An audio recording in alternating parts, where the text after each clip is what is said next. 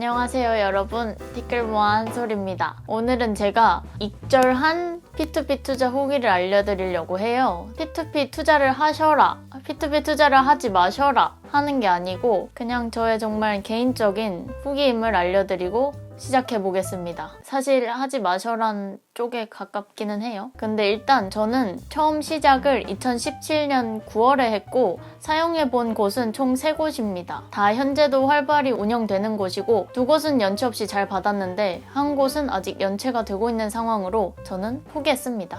이 투자금에 대해서. 연체 금액보다 제가 이자로 번 돈이 많기 때문에 익절이라고 표현을 했고요. P2P 투자를 재개할지는 고민 중입니다. A회사랑 B회사를 동시에 시작했고 나중에 C회사도 시작했는데요. 각각의 투자 내용을 조금 말씀드릴게요. A회사는 3년 전 이때부터 18년 9월까지 총 1년 정도를 했고 누적 투자 금액은 730만 원이었습니다. 한꺼번에 730만 원을 투자한 게 아니라 10만 원에서 30만 원씩 투자하고 이게 3개월이나 6개월 단위로 상환 완료가 됐기 때문에 상환 완료되면 또 투자하고 또 투자하고 그래서 금액이 이렇게 700으로 큰 거예요. 그리고 원금 손실은 55,298원 현재 기준으로 들어올지 안 들어올지도 잘 모르겠어서 포기를 한 상태고요. 세후 이자는 20만 2,254원인데 손실을 제외하면은 대략 15만 원 정도 이익을 봤다고 말씀드릴 수 있을 것 같아요. 총 1년간 해서. 그리고 B회사는 3년 전 이맘때쯤 해서 18년 12월까지 했어요. 총 1년 3개월 정도 했는데 누적 투자 금액은 116만 원입니다. 이때는 어떤 상품에는 50만 원 막 투자하고 어떤 상품에는 2만 원 하고 7만 원 하고 이렇게 다양하게 투자를 했어요.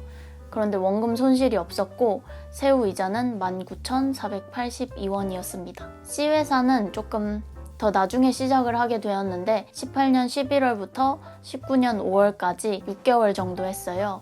그래서 짧게 치고 빠져가지고 누적 투자 금액은 160만 원인데 원금 손실이 없었고 세후 이자는 13,255원이었습니다. 결과로만 보면은 한 18만 원, 19만 원 정도 이득을 받고 좋았어요.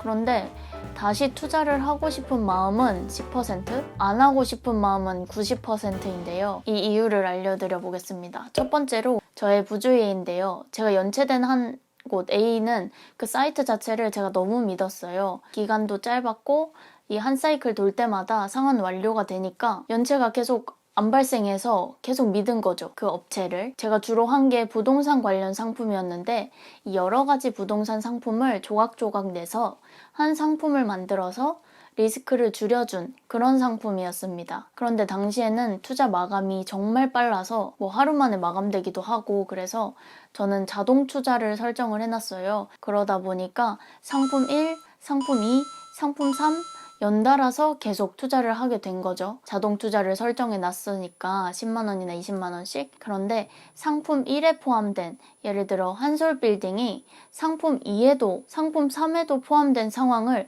제가 인지하지 못했던 거예요. 그래서 한솔빌딩에 뭔가 리스크가 터졌을 때 상품 1, 2, 3 모두의 영향을 받아서 결국엔 다 리스크를 제가 떠안게 된 거죠. 그래서 저는 항상 담보가 있기 때문에 부동산 상품을 믿었고 자기 신용도를 깎아먹고 싶은 사람은 없을 거라는 믿음 때문에 개인대출 상품도 믿었습니다. 그런데 담보의 가치가 하락하면 제 돈도 날아가는 건데 그게 그렇게 쉬운 일인지 그때는 몰랐어요. 부동산도 잘 몰랐고 부동산이라는 물질적인 게 눈에 보이는 게 있으니까 괜찮다고 믿었던 것 같아요. 신중하지 못했고 뭔가 어리석었고 부주의했습니다. 그래서 이런 결과가 나왔는데 앞으로 부주의하지 않을 수 있을까라는 생각 때문에 조금 안 하고 싶긴 합니다. 그리고 두 번째로 위험성인데 제가 부주의하고 신중하지 못한 것은 맞으나 정말 신중하게 투자한 사람도 연체가 없었을까? 정말 내가 신중하게 투자해도 연체가 없을까? 하는 생각이 들기도 합니다. 정말 다양한 매체에서 P2P 투자가 위험하다고 말하고 있어요. 투자 사기나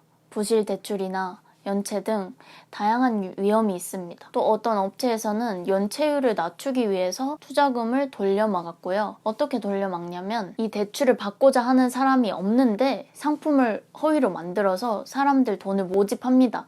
그 모집한 금액을 이전에 연체가 될 것 같은 다른 상품에 돈을 이렇게 넣어주고 계속 카드 돌려막기 하듯이 하는 거죠. 그래서 이런 식으로 해서 연체를 파악하기가 어렵고 금감원에서 나가서 확실하게 조사를 하지 않는 이상 연체율이 진짜 믿을 만한 건지도 아직 저는 잘 모르겠습니다. 그리고 제가 투자할 때는 내가 투자하는 상품의 대출 건이 실제로 존재하는지 파악을 할 수 있어야 되는데 이 파악이 어렵습니다. 왜냐하면 이걸 확인하려고 파고 들어가면 이 대출자의 개인정보 문제가 발생해요. 그래서 그거 때문에 우리가 막히는 거죠. 그 개인정보 때문에. 그래서 우리가 할 수 있는 일은 일단 좋은 업체를, 믿을 만한 업체를 찾는 건데 제가 알기로는 이런 업체를 찾는 방법이 딱히 없는 걸로 알고 있습니다. 예전에는 연체율을 보고 이 회사는 연체율이 높으니까 부실한 회사, 이곳은 연체율이 0%네 좋은 회사 이렇게 판단을 하기도 했는데 실제로 연체율을 낮추기 위해서 돌려막기 하는 회사가 나왔기 때문에 과연 이 방법도 확실하다고 보장을 할 수 없습니다. 뭔가 법에 보호받지 못하는 다양한 위험이 있기 때문에 투자를 다시 하기가 좀 꺼려지는 거죠. 세 번째로 연체의 피말림인데요. 주식을 예로 들어보면 팔기 전까지는 수익률이 없는 거다라는 말을 많이 하잖아요. 주로 나 10% 올랐어 이렇게 자랑하는 사람한테 하는 말인데 반대로 이게 수익률이 떨어져도 일단 조금 기다려보자 하고 기다렸다가 조금 올라갈 수 있는 기회가 약간은 있잖아요, 주식은. 근데 이 P2P 투자의 연체라는 건 안 갚으면 끝이에요.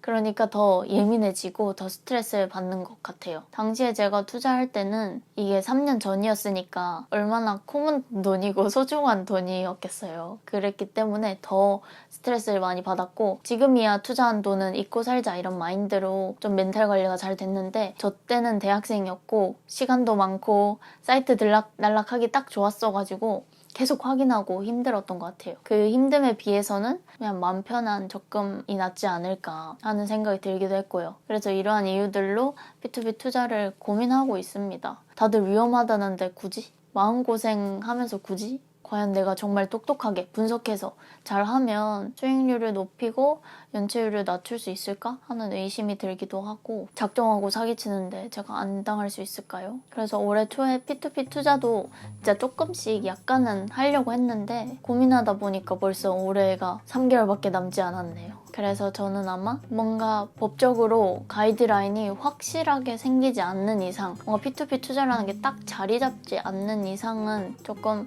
안 하지 않을까 싶어요. 뭔가 올해 초부터 계속 고민은 했는데 올해도 계속해서 문제점들이 나오고 P2P 투자 위험하다 이런 소리 나오니까 좀 많이 위축된 것 같아요. 오늘은 저의 소소한 투자기와 깨달음을 말씀드려 보았고요. 우리 티모님들은 정말 신중하게 어떤 투자든지 투자하셨으면 좋겠고 저처럼 어리석은 실수를 하지 않으셨으면 좋겠습니다. 이득을 보긴 했지만 그 연체가 될 때 그 피말림은 연체 금액 5만 원밖에 안 되지만 그래도 일단 연체가 됐다는 거에 조금 그렇잖아요. 저처럼 이런 실수를 안 하셨으면 좋겠습니다. 그리고 투자에 대한 책임은 투자한 저 자신에게 있으니까 그리고 투자한 여러분에게 있으니까 더 꼼꼼하게 하셨으면 좋겠습니다. 원금 보장이 안 된다는 건 진짜 제 원금을 다 날릴 수도 있으니까 신중하게 하셨으면 좋겠습니다. 오늘은 여기까지고요. 오늘도 보러 와주셔서 너무 감사드립니다.